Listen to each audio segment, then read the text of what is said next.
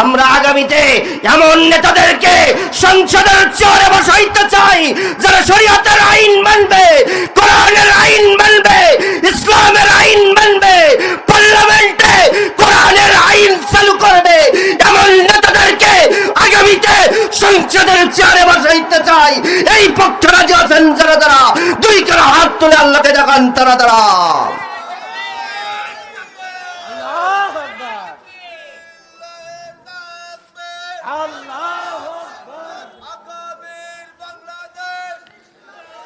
বাংলাদেশ, ইসলামের বাংলাদেশ, আগামীর বাংলাদেশ।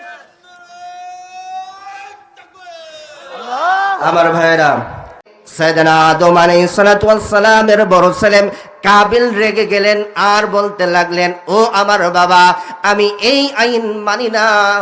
আমার আইন হলো আমার সাথে যে সুন্দরী রমণী জন্মগ্রহণ করেছে, সুন্দরী কন্যা জন্মগ্রহণ করেছে, নাম তার আকলিমা, ওই আকলিমার সাথে আমার বিবাহ হবে। আর ওই হাবিলের সাথে আমার ছোট ভাই হাবিলের সাথে বিবাহ হবে আবানের। আমার ভাইরা, এ কথা যখন সাইয়েদনা আদম আলাইহিস সালাতু ওয়াস সালাম শুনলেন, তিনি একটু চিন্তায় পড়ে গেলেন আর বললেন, না না না না না না না, এ কাজ করা যাবে না, এটা হতো তো শরীয়তের বিরোধী কাজ, এটা তো আল্লাহর আইন নয়, এ কাজ করা যাবে না।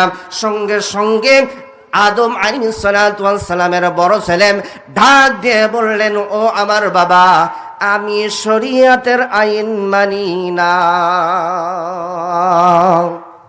নাউজুবিল্লাহ বলবেন না? নাউজুবিল্লাহ। আরো জোরে, নাউজুবিল্লাহ। আরো জোরে, নাউজুবিল্লাহ। আরো জোরে। আজকেও আমাদের বাংলাদেশে কিছু নাস্তিক কিছু মানুষ বলতেছে, আমরাও শরীয়তের আইন মানি না। কথা বলেন ঠিক কিনা? আমার ভাইরা, তারা শরীয়তের আইন কিভাবে মানবে? তারা তো সঠিকভাবে উযুটাও করতে পারে না। ঠিক।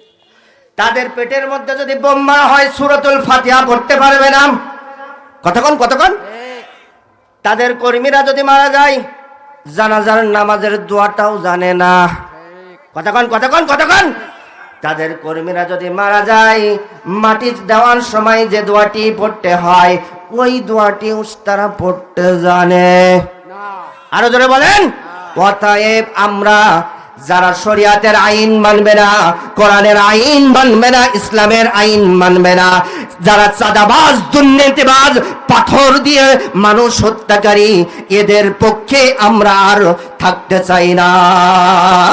কথা বলেন ঠিক কিনা? আমরা আগামীতে এমন নেতাদেরকে সংসদের চেয়ারে বসাইতে চাই যারা শরীয়তের আইন মানবে, কোরআনের আইন মানবে, ইসলামের আইন মানবে, পার্লামেন্টে কোরআনের আইন চালু করবে।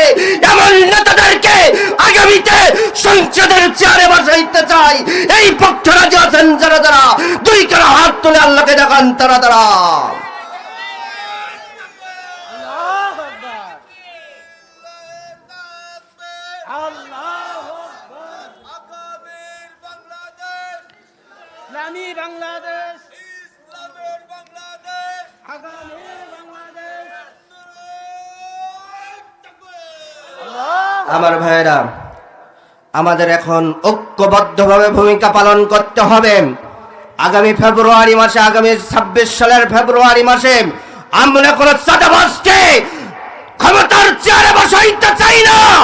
আমরা কোন দুর্নীতিবাজ, পাথর দিয়ে মানুষ হত্যাকারী, এদেরকে আমরা ক্ষমতার চেয়ারে বসাইতে চাই না।